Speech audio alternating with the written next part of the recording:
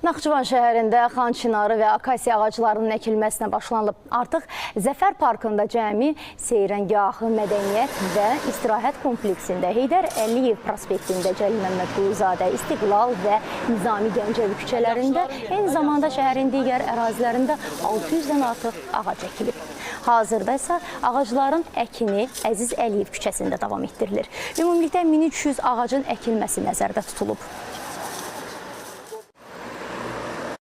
Naxçıvanımıza 1000 ədəd çinar ağacı, 300 ədəd akasiya ağacları gətirilmişdir.